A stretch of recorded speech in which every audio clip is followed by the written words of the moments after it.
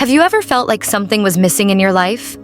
Despite achieving so many goals and milestones, that quiet sense of emptiness or longing, it's often the first whisper that you're ready for something deeper, a spiritual awakening. Most people think spiritual awakenings are peaceful, full of light, incense, and chanting. But the truth? It's messy. It's raw.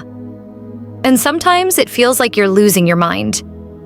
In this video, we're not sugarcoating anything. We're walking through the 10 real stages of spiritual awakening, from confusion and isolation to breakthroughs that crack your soul wide open. So, if you've ever felt like you're shifting but can't explain how, this video will show you you're not crazy. You're awakening. Let's begin. Stage 1. The sleepwalk. You're alive, but not really living. Every day feels like a loop. Wake up, work, scroll, sleep, repeat. You chase things that are supposed to make you happy. Money, status, approval. But they leave you feeling emptier than before. And deep down, something whispers, this can't be all there is. But for now, you ignore it. You stay busy, because questioning it, that would unravel everything. You may even start experiencing vivid hunches, gut feelings, premonitions, or messages coming through in dreams and visions.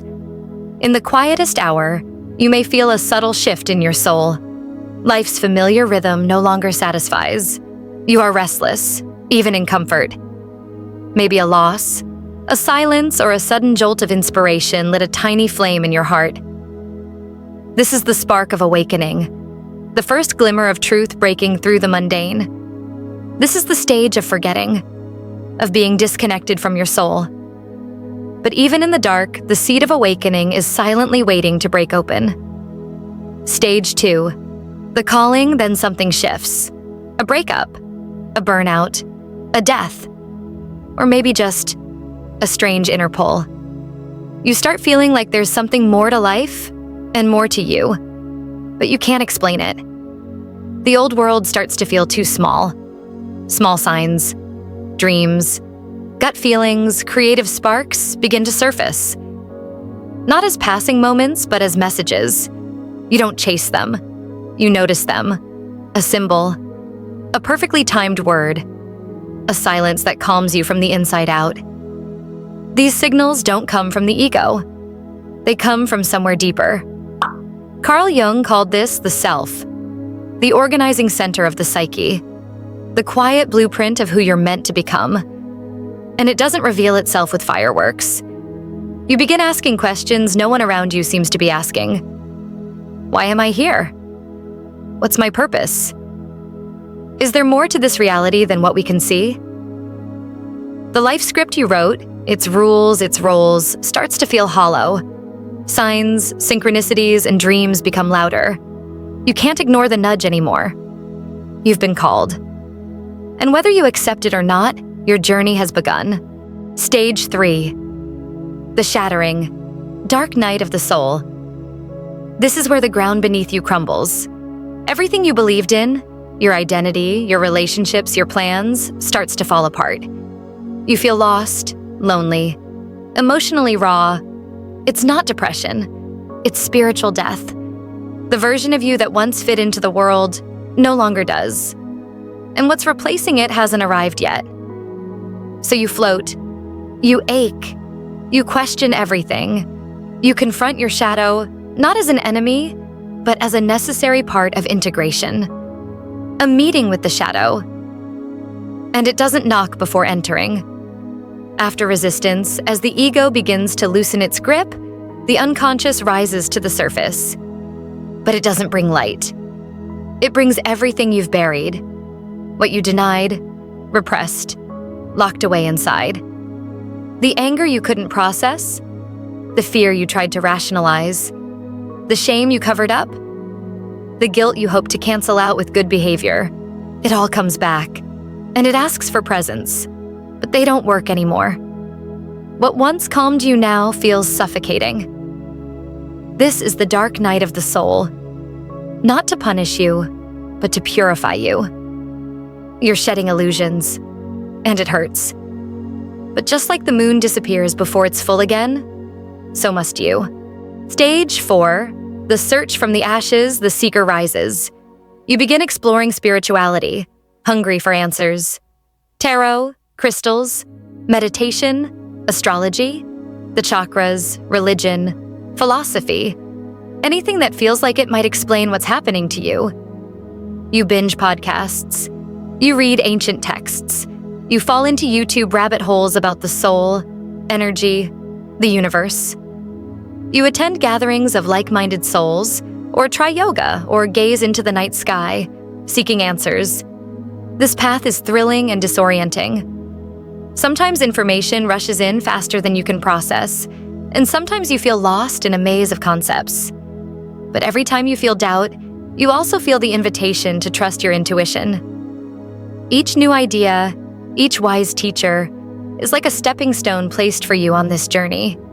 You become the archaeologist of your own soul, brushing away the dust of habit to reveal hidden meaning. The world around you may seem both familiar and strange.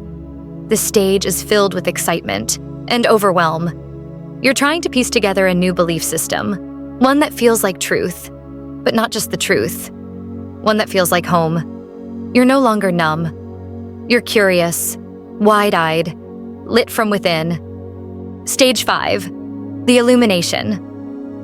And then it happens. Moments of clarity that hit you like lightning. You feel connected to everything. You know, not just intellectually, but deep in your bones, that everything is energy, that love is the essence of the universe. You might feel sudden bursts of joy, deep peace, or even tears streaming down your face from a place of recognition. This stage doesn't last forever, but its impact is permanent. In this stage, you integrate what you have learned. There is a new balance, a place where spirit and matter dance together. Though everyday challenges continue, you approach them with serene awareness and faith.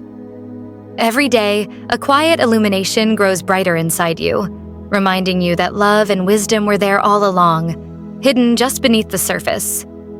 It gives you a glimpse, a sacred remembering, of who you really are.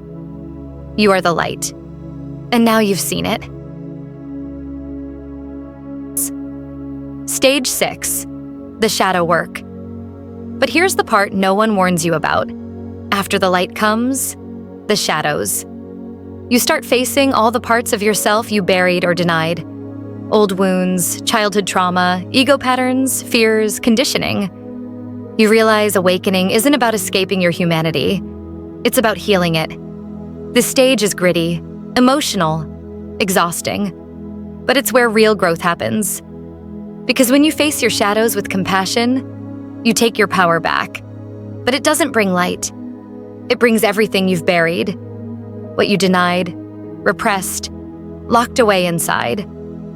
The anger you couldn't process. The fear you tried to rationalize. The shame you covered up. The guilt you hoped to cancel out with good behavior. It all comes back. And it asks for presence. This isn't punishment. It's integration. According to Jung, the shadow is made of everything the ego refuses to see as part of itself. But it doesn't disappear. It just hides. And when awakening begins, it surges up with force. Because awakening isn't just about moving closer to the light. It's about walking through the whole darkness. You start noticing patterns that were always there, but now hurt more. You react in ways you don't understand. You hear yourself say or do things that don't match the version of yourself you built. But this isn't madness. It's revelation. The unconscious is putting the truth on the table. It's a descent. Sometimes painful, sometimes harsh. There's no guidebook, no formula. Just raw truth that demands courage. The old self struggles to survive. No formula. Just raw truth that demands courage. The old self struggles to survive. But the soul wants you to see yourself fully. Jung once said, "The shadow is 90% gold." That doesn't mean the meeting will be comfortable, but it does mean there are treasures there. Strength, creativity, authenticity, wholeness. Everything you couldn't be, but that still lives somewhere inside. You stop running. You start integrating. And slowly you begin to feel whole. Stage 7. The surrender. You stop fighting. You realize you don't have to control everything, that life has its own intelligence, and it's been guiding you all along. This is where you begin to trust. You let go of timelines, labels, expectations. You stop obsessing over whether you're spiritual enough. You simply allow. You learn to sit with stillness, to listen, to follow the subtle nudges of your intuition, even when they don't make sense. You no longer need all the answers, because now you know the journey is the answer. Stage 8. The integration. Now, spirituality becomes less about rituals and more about how you live. You start merging the inner and outer worlds. You apply what you've learned. You begin weaving the shadow and the self into one whole. You're no longer just healing, you're becoming. You stop rejecting the past and start including it. You set boundaries, speak truth, embody peace, not just in meditation, but in rush hour traffic and hard conversations. You stop needing to convince anyone. You realize your presence is the teaching. You might feel raw and tender, but there's also clarity.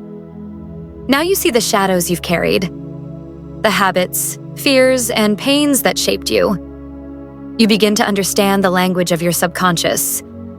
Every fear has a story, every judgment a wound. This is the alchemy of awakening, turning lead into gold. This stage invites you to walk gently with your own darkness. This stage is grounded, wise, balanced. You're no longer seeking to escape reality. You're here to transform it by becoming who you really are. Stage 9. The rebirth. You've died 1,000 small deaths to get here. And now, you emerge. Not as someone new, but as the version of you that was hidden beneath the noise all along. You act differently, make clearer choices. It's not the old self returning. It's not a new persona. It's a rarer, clearer, more alive presence. You're no longer trying to fit in. You're trying to be whole. And that changes everything. The center of your identity shifts. It no longer orbits around approval, status, or inherited duties. A new axis emerges, quiet but firm. It's like something inside you whispers, "This is me." Even if you still don't have the words for it. The ego is no longer in charge. It's still there. But now it learns to serve, not lead.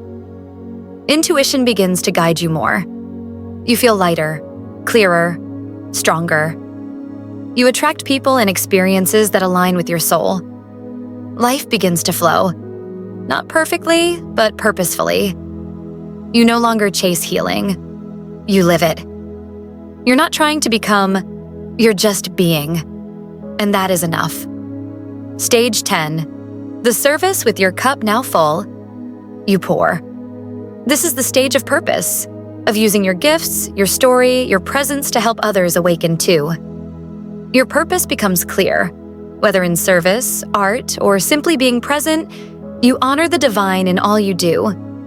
It might look like teaching, creating, mentoring, or simply being a safe space for someone else's growth. But it's not about ego or proving anything. It's about remembering that we're all walking each other home. Your spirit and body align, and life itself is an expression of your highest truth. Every heartbeat is a prayer, every breath an offering. In this stage, you live enlightenment moment to moment. You radiate peace and joy effortlessly. Love flows through you as naturally as the air you breathe. You are both a traveler and the journey itself. The line between teacher and student blurs. You share wisdom even as you continue to learn. As one who has walked through darkness and been reborn in light, you understand that awakening is eternal. You are the love that you sought. You are the light that illuminated the path. Your journey becomes someone else's map. Your light becomes someone else's spark. And in serving others, you continue to awaken, again and again. So, which stage are you in? Comment below and share your experience. Your story might be the reminder someone else needs to keep going. If this video resonated with you, hit like, subscribe, and share it with someone who's on this path too. And remember, awakening isn't a destination. It's a spiral, a dance, a remembering. And you're exactly where you need to be.